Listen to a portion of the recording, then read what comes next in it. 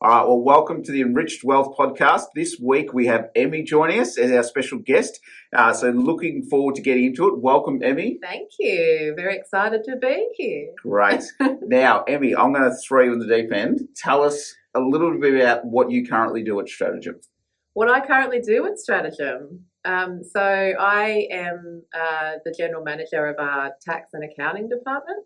Excellent. I work as an accountant predominantly. I also, am a partner. I've been a partner there for 3 years now, I think. Yes. Just over 3 years. A little over 3 years, yep. That certainly keeps me busy. Excellent. And a lot of people hear accounting and think boring numbers. What was the journey that sort of led you to become an accountant? Like what sort of, I don't assume you were sitting there at 6 years old and going, you know what, accounting. Well, it's actually really funny you say that because it's a little bit of a philosophical journey that I suppose we'll go on to talk through why I became an accountant. Let's go on the journey. It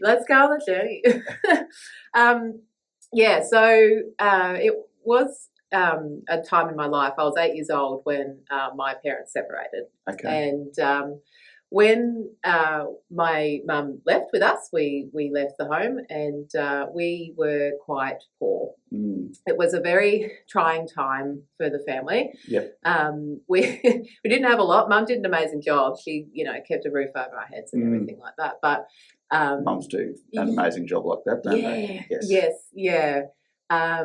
But it was always a point in my life as I went through, teenage years and schooling and all of that, that I anchored back to. And I just always said to myself, I never want to be there again.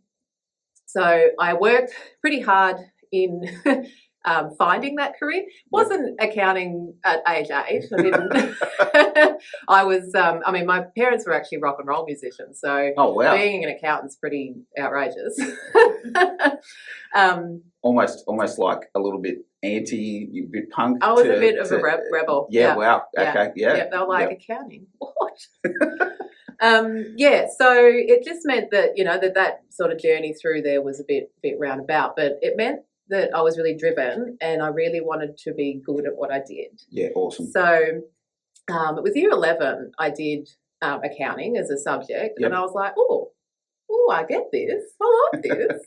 It's numbers that tell stories and it matches and wow. So in year 11, I was like, got it. Accounting. Wow. And it was just, that was it from then on. Yeah. Awesome. Love that. Yeah. And it wasn't like I went through, like year 12, I was the only one who did accounting. Wow. At school. Yep. So, should have seen a little bit of writing on the wall when I reflect back on, there's a bit of a skill shortage there, but so I went on that journey. Didn't know that public practice was where I wanted to land. And I think that's one of the things people don't always realise about accounting. There's lots of different areas, isn't there? So it's not just doing tax returns. Yeah. There's big companies. There's audit. There's lots of different areas that you can get into. And I think not knowing that before you get into it too, you sort of go, well, where's this going to lead? Like, what are we going to do? So yeah. There's a lot of opportunities in the realm of accounting. Yep. But I ended up taking opportunities at Strategem right out of uni. So excellent. Yep. I managed to finish my last semester part-time, and at the time it was a graduate role. Yes. And been there ever since. But one of the things I suppose, that I stuck with in public practice and why I love what I do is that, you do get to tell stories through numbers. Yes. And that you are, a big part of people's livelihoods. You do go on a journey with them and, and I also think in reflecting on why I became an accountant and that, that anchoring point as a child being on the poverty line, that, you can actually influence people's lives and support them on that similar journey as well. I love that. If we go back a minute, uni, 3 years? Yeah, well, 3.5 because I had to do the, finish the last semester half time. Yep. Or, How did you find the difference between uni and work? Because it's quite a we don't get to do rounds in accounting and finance like you do as a nurse or a teacher. So how did you find that contrast between the book work as opposed to the work? Yeah, I mean, it's a really interesting, concept of the theory versus practice. Yep. For me, I actually got it. Like, I really enjoyed, the legal aspect and the economic aspect and the statistical work that we would do. I could envision pretty early on too how that all applied in a role in public practice and in tax. Yes. It's not the same for everyone though. It's a it can be quite a big jump, and we've even said that. It's one of the younger guys we've got now. He's even said that if he hadn't have got his internship with us at Strategem, he probably would have dropped out of his course. So, certainly, and I suppose that talks a lot back to as well that, not necessarily knowing that I wanted to be in public practice, maybe that helped me be able to sort of leverage the, sort of find that gap, manage that gap between theory and practice. But it is a bit of a jump. It is, yeah. And let's go out into the real world now. So where you've gone from uni dealing with clients. Now, is it number crunching all day? It's like everyone that I talk to, that accountant or financial, you must be good with numbers. It's like numbers is a part of it, but talk through a bit about the fact that, or I'll say the fact, but for you, what's been your experience in terms of being out there actually day to day and the reality of it? Yeah, I mean, it is an interesting one and I think that's where there has been a bit of a struggle to get people through accounting degrees or attract people to the industry, because people think, it's all numbers. I have to be a math wizard, and it actually isn't for a large part of what we do. The fundamentals of what we do, we like I talked about before, is that you go on the journey and with people in their livelihoods. Yes. You meet people that they might be just starting out in a small business. They're just young, out of trade school or whatever. Just need that support, and then you go on that journey with them and advise them throughout different courses of their lives that helps them build success, and you're sort of there every step of the way. A really big part of it. So in terms of, if we look at a ratio, if you think about your role now, how much of it's people and how much of it's number crunching? Oh, I mean, can we do like 80-20 way? Because it really is. It's, you're having conversations with people every day. They're making really important decisions in their, in their business and helping them with cash flow and things like that. And, and a lot of the systems and things, are set up, technology is set up now to produce those numbers. And it's, like I said before, it's the, telling the story. Yes. Telling the story through those numbers. And a lot of, I remember it explained to me, a lot of the degree that we get at uni is just to make sure we know that the numbers are right. It's not actually to handwrite numbers like we do in tests and things like that. It's really more saying how do we want to make sure that what we look at is reliable, and that's sort of, we can pick something up pretty quickly and look and go, yep, that's right or that's wrong. But it's more about the context, or you mentioned the legal side as well. So a lot of it's legal, isn't it? How much do you find is you thinking through the legalities of things, or the legal implications of doing this or that for a client as well? Yeah. I mean, it's obviously a core part of tax is tax law. And it's funny because I remember someone saying to me, accountants are boring, they don't like change. There's nothing more less than change in, more things that happen in our industry than change. Every budget night. Every budget night, right?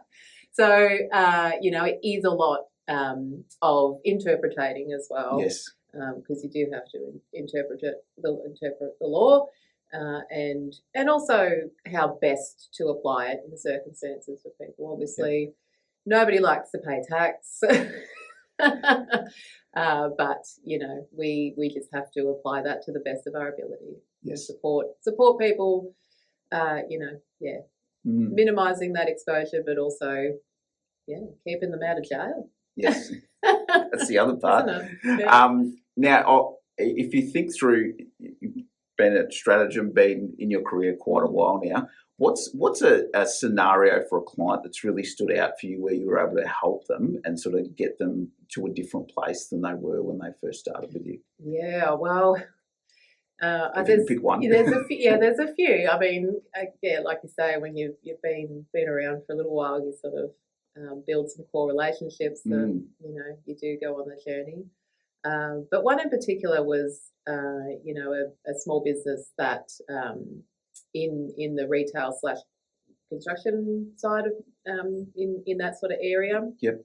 And they were at a point where they were looking to shut the doors. It just, they were barely making a wage out of the business, and things were looking pretty grim.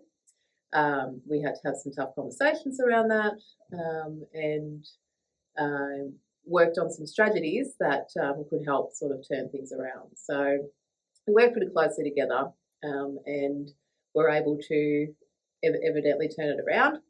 COVID hit. And there was so much uncertainty, and we just, we sort of had to stay close in managing and watching cash and, all those sort of things. Turns out that COVID was the best years that they'd had. So that presented itself with, opportunities, but also just, sticking close to make sure we understand what that meant, and that, things don't run away from us, because sometimes growth, gets, ahead of us a little bit, and we can lose sight of, obligations and strategies that are in place to manage that growth. Yeah, and I think that's one of the things for business owners, isn't it, is that it's not necessarily boom and bust, but there are cycles, and sometimes when the cycles are good, we forget about the harder times, and so there's almost I'm sure you've seen that. You've got to sort of manage that expectation a little bit. Do you find that? Yeah, absolutely. Yeah. So you sort of have to, go on that journey with them, and that's the people side of it as well that we talked about. So there's as much behavioural as there is a numbers element, isn't there, with it sometimes? And for some, some business owners are more receptive to that than others. But you build good relationships, and they value your advice, and they value the trust that, they have that trust in you, to be able to give them the right advice. And so evidently, COVID was good years. So rode that wave, and then they were able to, they outgrew the space that they were in, where they were operating out of, and bought and built a new commercial property for them to grow and expand. Excellent. What an amazing growth story to go from almost closing the doors to outgrowing the space they're in, and moving on from there. So and you get to be a part of that journey, which I think is the exciting bit, isn't it? Yeah, that's really good. It's so rewarding. Yeah. Now, it's not all about tax either, is it? Because you actually go in and help businesses as well. It's not just about lodging their BAS or lodging their tax return, is it?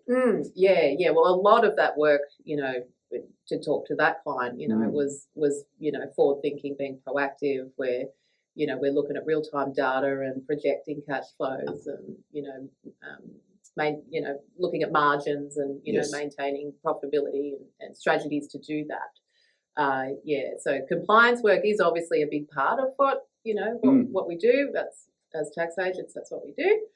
But all the enriching work that we do is in that advisory space, where we taking it to the next level and sort of making the numbers mean something more than what happened a little while ago. Exactly right. Yeah. No, that's really good. Want to shift gears a little bit. We might come back to clients a little bit later, but you're also in a leadership role at Strategem, so you're dealing with staff as well too. How do you find that juggle between clients and staff?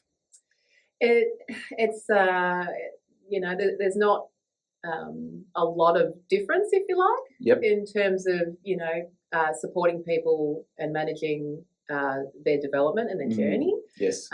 There's a lot of similarities if you sort of break it down a little bit. But yeah, I mean, there's a lot of opportunities at Strategem, and as an accountant, that we've, as I've talked through a bit, my journey of being able to support people, and that's the kind of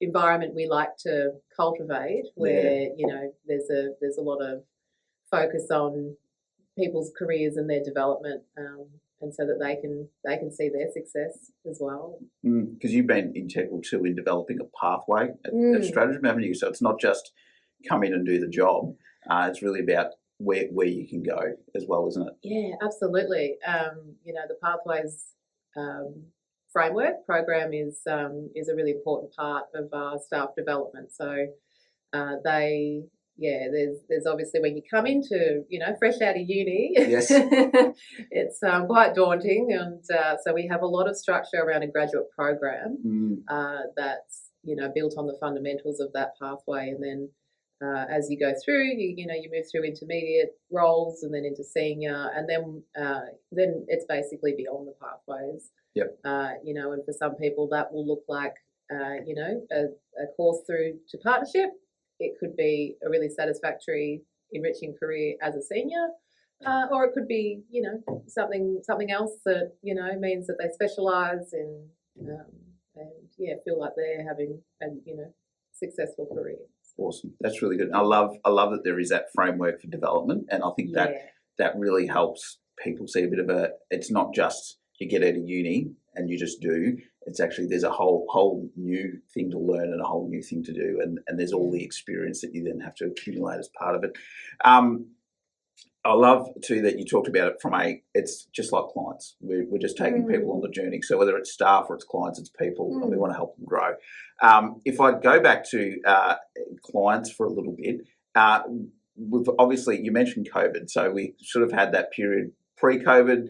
Then we went into COVID where everything sort of changed, and we had the new normal and different things like that. We're now out the other side. What are you seeing as some of the struggles for businesses at the moment now that we're out the other side of all of that? We're sort of back to, social distancing feels like a million years ago and everything else. What are you seeing sort of now that's all played out a little bit more? Yeah, I mean, at this post-COVID, we were able to sort of normalise some years now, and see, where profitability is and where trends are and things in different industries. Yep. But there's certainly been other pressures that have surfaced that have meant different challenges, or new set of challenges for clients. And cost of living isn't just a individual struggle; it's a business struggle as well too, isn't it? It absolutely flows down to those small businesses, and there's certain industries that are, starting to tighten their belts quite a lot. And that's a lot of, what we're seeing is, just pulling the reins back a little bit, and, certain growth strategies are now more of an internal efficiency look at things, rather than, trying to grow into new markets and things like that. So, a little bit of just, holding horse on things, just holding back a little bit. But do you, let's say business came to you, would you, and you said how can we do things differently? Obviously you've got insights there that you can bring to that business around if it is a cost cutting exercise, or even where do I cut the cost? Because I think sometimes we sort of broad brush stroke the cost cuts, and it's almost like no, you don't want to lose the ability to grow. You don't want to cut off that vital source of being able to bring in more revenue. So it's So talk us through a bit of that process for yourself if you're reviewing a client situation. Maybe it's a new client that's come to you and sort of said, "What can we do differently?" Yeah, it is different for different industries, definitely different businesses, different goals and objectives, and but they're when we're looking at areas to improve, it is sort of hovering up and saying, well, what's your strategy here? What are we trying to achieve? I love that we bring it back to that first, because that's got to be the guiding principle, doesn't it? Because you can sort of say, do this, but that's only relevant if you want to grow, or do that, but that's only relevant if you want to sort of look at exiting or things like that. So I think that's a crucial part to understand, isn't it? It's like, tradies, for instance, there's a certain level they get to and they go, oh, I've got to get into commercial, got to get out on the big commercial jobs. And there's a whole set of challenges that come with that. And, how they manage that is a whole different mindset to, just doing some, or doing, domestic or residential stuff, which, it might be that, hey, you know what, this model is actually really good and you do it really well. Let's find ways that we can grow that model, rather than moving into something that possibly doesn't suit what you do. And I think that's great. That it's not all about just pivoting to the next thing or thinking that's the progression. It's actually saying, well, if we do this really well, don't break it. Don't break it for the next thing. Let's continue to lead into that. I like that. That's really good. Yes, we definitely. We definitely want to work to people's, core goals and what they're really good at. Yes. And what they want to achieve. So, yeah. Excellent. If I think about a business and let's say I want to start a business tomorrow, and I was thinking through what are some of the things I might need to think about. If I came to you, what are some of the things that you'd get me to start thinking through? Because I've probably got an idea, and I'm thinking I can set up a website, and I've got this that I want to do, but there's probably a whole range of things I haven't thought about, and you probably see that from time to time, do you? And and it's not saying the business idea is bad. It's just sort of saying there's a whole raft of things that we don't always think about because we're focused on this bit or that bit. And I think that's where accountants can come in and add a lot of value, is around saying, here's how we can support you so you can focus on doing your bit well too. Because I think so often, someone might be good at one area, but they're not at another, and that's fine. You don't have to be good at everything, but get the right people involved to help you be good at the other things so you don't have to worry about them. So if I came to you as a budding entrepreneur thinking about setting up a business, what are some of the things that you would want to talk me through as I'm starting to think about that and sort of saying, I've got this great idea, Emmy. So I suppose, one of the first things that we try and flesh out is, do you understand what it is to own your own business? Yep. Because, there's so many moving parts that, a lot of the attraction is, I get to choose my own hours and absolutely you do, but they're twice as many. I was about to say you get to choose all 80 of them. All of them, yeah. Not that every business is like that. Don't want to scare everyone, but there can be a lot more work, especially in those startup years as well too, can't there? That's right. Yeah. And it's just, building some good education and understanding of, numbers and what they're telling you as well. And as you said before as well, is that, it's not just, they have to understand everything. It's leaning into, people that can support you in understanding those things and allowing you to focus on what you're really good at. Yes. Which is what you were saying before. Yep. So, so we would try and, cultivate that relationship as well to say, we need to work closely and look at numbers and talk through, metrics that we would set in place to sort of support that. Cash is king, as everyone says. Yes. So understanding that's really important. When you've got obligations elsewhere, with the ATO and things like that, it's really important to understand what cash you actually do have. Yes. Because it may seem like I've got a lot now until that tax bill comes along, and then that's right. Then you don't actually have anywhere near as much as you thought. Yeah. But if you've already gone and spent it on the holiday, yes. Yeah. Can be a bit detrimental at times. Yeah, and there's a lot of work we do, in debt funding versus cash flow funding for equipment and things like that. Yep. There's a decision making that needs to happen on, whether you finance something or you purchase it out of your working capital. And there are obviously numbers that need to be run and understanding all the implications, isn't it? That's right, yeah. And understanding too that, like, Yeah. The bank will give you finance, or whatever provider will give you some equipment finance, but that means that piece of equipment that you're investing in is going to cost you that much more, Yes. and you need to make sure that you're returning on that. Mm. And the flip side too, because some people think no, don't want to spend more, so I don't debt fund, too risky, and they spend all their working capital. Yes. And sell themselves short. Yeah, and it is understanding that balance, isn't it? Or what's the trade-off of, if I do it this way, have I just cut off my knees to be able to grow or do that as well too? Yep. So, that's it. But just because you can get finance doesn't mean you should either. Yeah.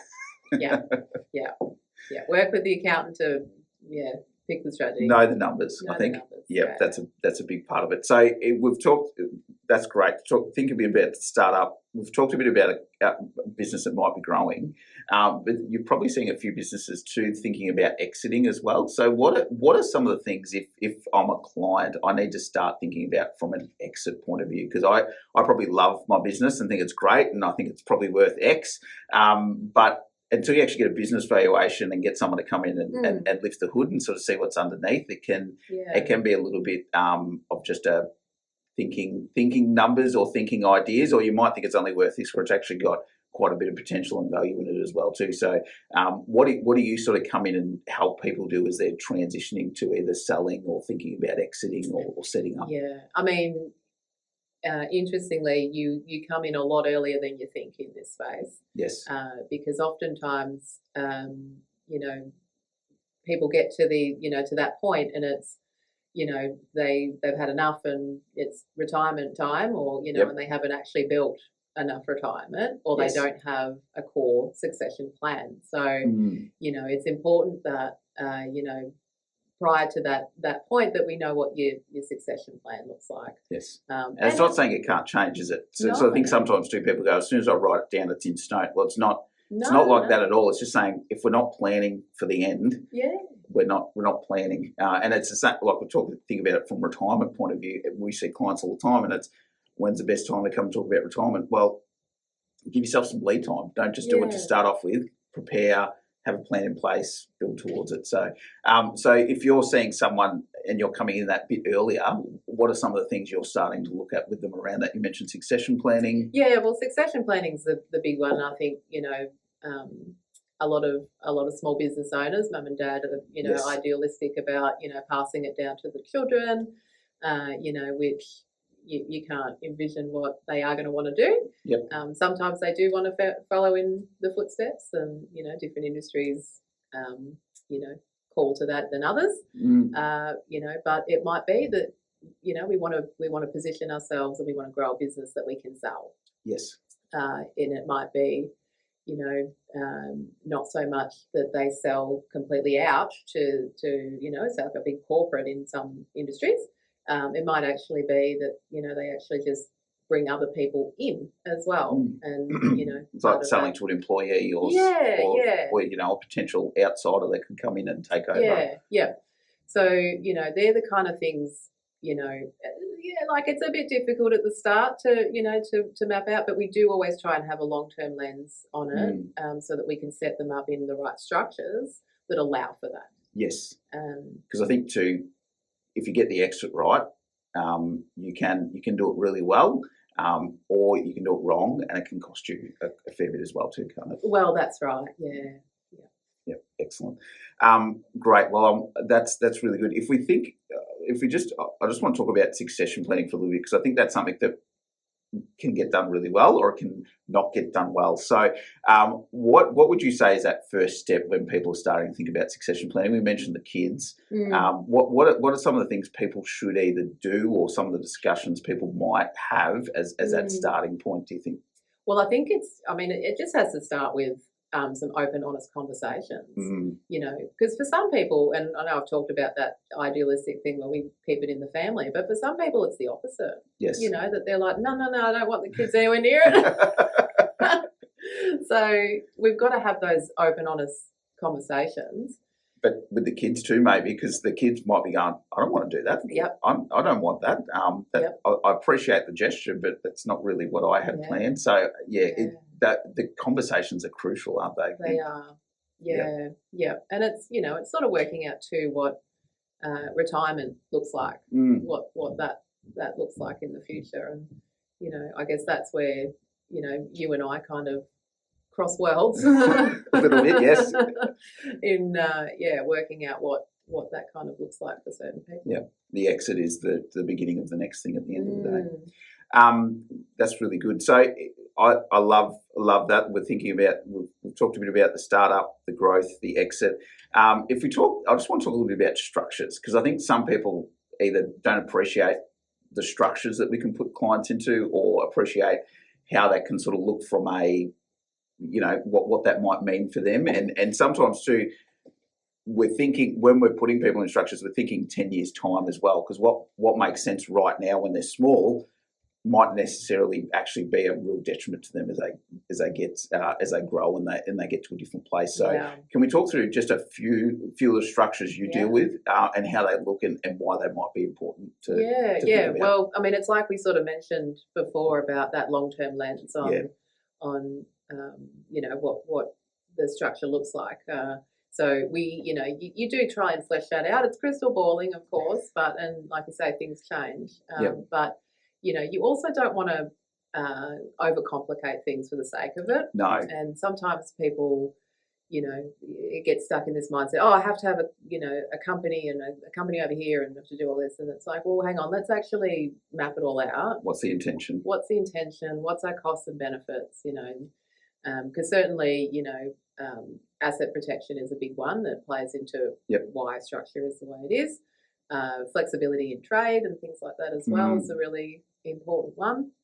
And how you operate your business, succession planning, how you want succession to happen, and if you want to bring people in, we need to make sure we've got one that's adaptable and flexible to set you up. But I suppose common trading structures are usually corporate entities, companies. And we often see that, shares in those companies. So, who owns that company, we can actually put in discretionary trusts. So discretionary trusts are a conduit, if you like. They're an investment vehicle. They don't actually, they're not considered a separate legal entity. They're governed by just a trustee for the management of assets on behalf of beneficiaries. So, that asset being the shares in the company means that in a long-term lens, we're able to, structure income coming through that entity structure with dividends, and manage, those dividend income coming out to different beneficiaries. And so that's a common one that we set up. There's also the ability to set up a discretionary trust to trade in. We often, where we've got certain types of property as the asset, as I talked about with the trust holding assets. Unit trusts are quite common in that space, which are the same as a discretionary trust, but just fixed entitlement. Yes. So everybody knows. You've got units rather than just it can go wherever. It can go wherever. For the as a broad brush of beneficiaries. And there's also some legal implications to be thinking about too, isn't there? So if I'm acting as a sole trader, I'm much more exposed legally than I am through. Well, that's exactly right, and that's the cost benefit analysis you do. So as I was talking through that sort of probably top of the tier kind of complexity. I mean, obviously bigger groups get a bit more complex, but there's bits here and there and moving around, consolidated entities and holding companies and things. But but it might actually be that sole trader just makes sense, and that's just you trading. There's not a real lot of risk exposure. Assets are home and thing are all protected, but it is possible too, and the ATO understand this as well, is that there is flexibility as you grow that you can transition into and restructure. It does make things a little bit hard, but there's the opportunities that you can do that. Yeah, excellent, and that's really good. And I think that's one of the things that people don't always appreciate, is that it's as much around how we structure everything, not just saying, well, here's your numbers and they look fine. It's saying, well, let's make sure we've got you in the right structure. Let's make sure that we've thought about those things, because you may be paying tax unnecessarily, or you may be taking on risk unnecessarily that in any other circumstance we'd be saying, no, let's do this instead and let's fix that up. Otherwise we're going to have issues. In terms of, let's say a company's growing, they obviously are taking on staff as well and things like that. What are some of the things that you see that businesses run into when they start taking on staff or they start growing, and some of those things that need to be thought about as part of that growth strategy of, it's not just put someone in a position and it just happens. And like anything you invest in people in business. And, one of those, core part of monitoring the numbers is making sure, that those numbers stack up from, employing people, and that, we've got enough people to do the work that you need to do.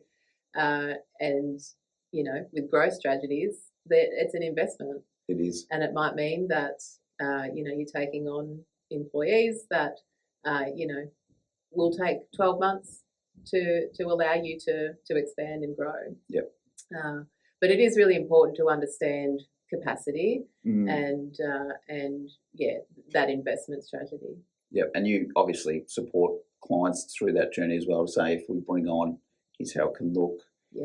Here's how we can leverage that to grow as well. But it's also people are people. People need to learn the role. And I know even when I've trained staff, the amount of stuff I forget is second nature in the role, and sort of go, oh, yeah, okay, I need to show you that as well. Yeah. And you just sort of get used to doing things on autopilot a little bit, and you forget that for someone new, they're not an autopilot. So how do we, how do we make sure we take them on that journey? So understanding those other bits of the puzzle when you're taking on staff, I think is definitely a big part of it. Yeah, and that's right. It's, I think I guess as business owners ourselves, we're able to relate in that space and be able to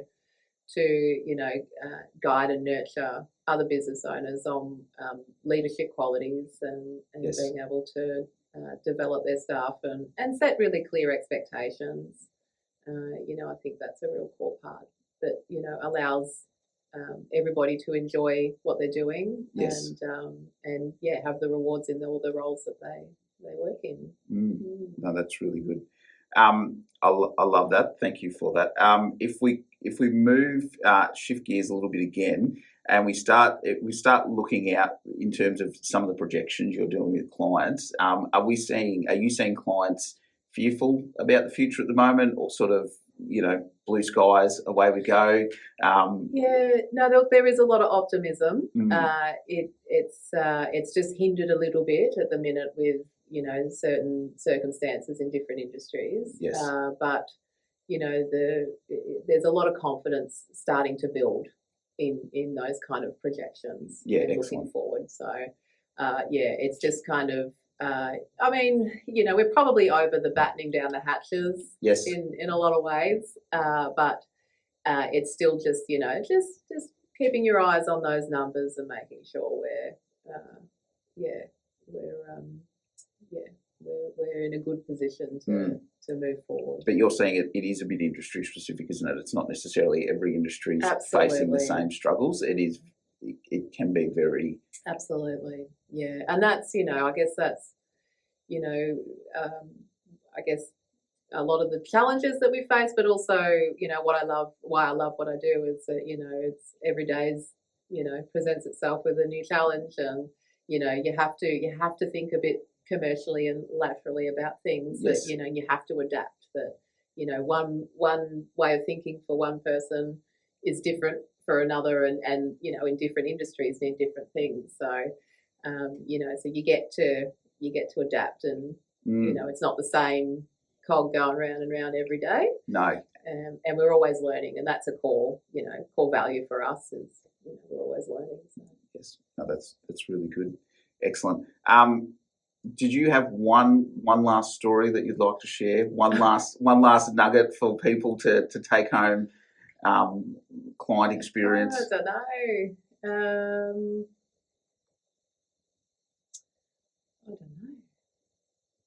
don't know. I guess, along the journey, I've seen some incredible people grow and achieve some wonderful success. And I guess, there was another client story, which is, warms my heart a lot. Only because, personally, it's just a beautiful thing that's, a relationship that's built. Yes. And we had one years and years ago, and it was actually before my time, not far before, but a little bit before. And it was mum and dad, and mum was actually she had a little shop in town, and she was coming to get some advice around that. And she said, "Oh, my husband, he actually works in the mines, but he's looking to go out on his own. Thinking we might see if could you have a chat to him?" And no worries. So what you want to do? Next minute, he's just built this empire across Australia, moved interstate, and stays in contact. Like, obviously, we're still the accountant, and we're still the trusted advisor, and we go over there regularly to support them in all various ways. But we've actually built a long-lasting relationship that means that it takes us to the footy, and we've actually become ingrained in everyday life. And I think that's a really, when I reflect on the journey and what's rewarding and enriching, it's being able to see that and able to build those long-lasting relationships. Yes, yeah, and I think there's real value in that long term, isn't there? Because you get to support through the trends, see the good and the bad times, where if you just come in cold, you don't always get that. So being able to build that relationship and get that knowledge, I think, is really important along the way, isn't it? Yeah. And it's, to the point that where they're dealing with, solicitors and, planners and, things like that, where they're ringing us going, "Oh, they can't speak highly enough of you. We're not allowed to do anything unless we talk to you." And it's just really, I guess, enriching to know that that's the impact that we have in people's lives. Oh, that's very good. Well, Emmy, thank you so much for the time today. Thank you so much for sharing stories and insights and bringing some of your experience to the table. It's been great. Just want to say, thank you. Thank you. And go from there. Well done. Yeah. Thanks for having me. No worries. Thank you.